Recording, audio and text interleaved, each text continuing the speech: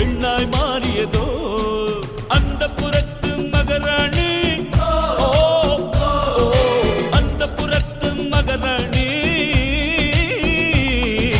அழகிய லேலா, அவள் இவளது ஸ்டைலா, சந்தன மேலா, இவள் மன்மத புயலா, அடடா பூ